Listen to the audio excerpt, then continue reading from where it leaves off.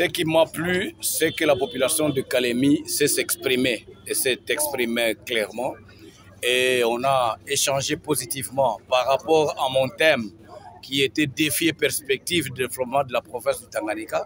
Et là où nous avions relevé les défis et où nous avions donné les perspectives d'avenir pour le développement de la province du Tanganyika. Voilà, pour moi je sors avec une impression positive. Ce que vous devrez retenir, c'est que la province a des problèmes. Il y a des problèmes économiques, des problèmes sécuritaires, les problèmes politiques. En ce qui concerne les problèmes politiques, il y a l'instabilité due d'abord à la mutation politique. Vous savez que depuis les élections de 2018, nous avions élu un président sans lui accorder la majorité.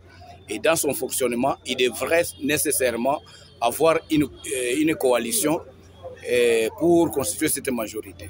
Et dans cette coalition, nous avions compris tous que ça n'a pas marché. Il a préféré se constituer une nouvelle majorité. Et quand il y a changement de majorité, ce n'est pas seulement au niveau de l'Assemblée nationale ou du Parlement national, c'est un peu partout dans les institutions.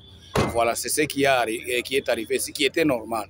Mais ce qui n'est pas normal, c'est de voir que maintenant, il y a des luttes de positionnement. C'est ce que nous condamnons. Effectivement, moi-même, je suis parmi les pionniers, des leaders, à avoir amené l'implantation de l'Union sacrée selon les explications qu'on nous avait données lors des consultations, là où j'ai participé aussi, que le président de la République m'avait consulté et nous expliquait ce qu'il voyait dans l'Union sacrée de la nation. Et j'ai amené ça au niveau de la province. Mais malheureusement, ceux qui prennent ça, ils ne prennent pas selon l'esprit que nous avions amené en province. La population du Tanganyika, nous demandons la cohésion. Si nous sommes unis, et l'insécurité va s'arrêter. Si nous sommes unis, nous pouvons développer notre province.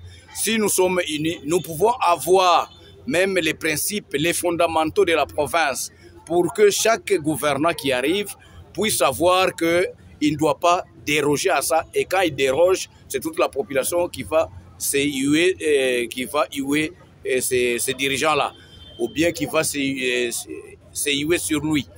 Voilà un peu les principes fondamentaux. C'est ce que nous n'avons pas.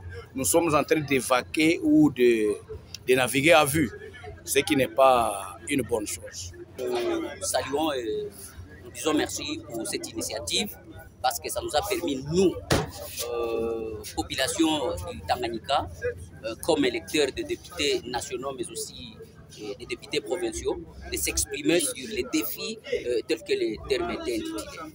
L'honorable Kansabala, parce que ce n'est pas la première fois, quand il vient pour des vacances parlementaires, il organise des conférences de débat pareil pour écouter quand même les revendications ou soit les idées de la population afin de revoir peut-être certaines choses qui ne marchent pas à leur niveau. Vraiment, c'est une très bonne initiative. Nous demandons aux autres députés, que ce soit provinciaux, que ce soit nationaux, de pouvoir aussi organiser des choses pareilles afin d'écouter la population qui est la base.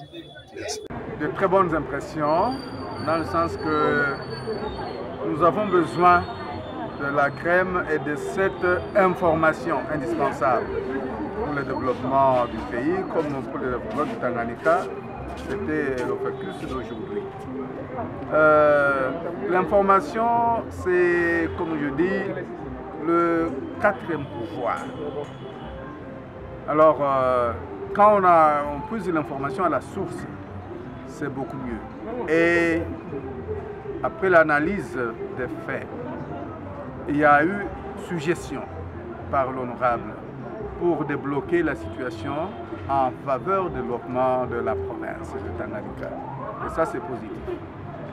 Sauter est arrivé à Kalemi, fait des rencontres peut-être domiciliaires, mais celles-là n'ont pas d'impact réellement sur le développement de la province. C'est une très bonne chose.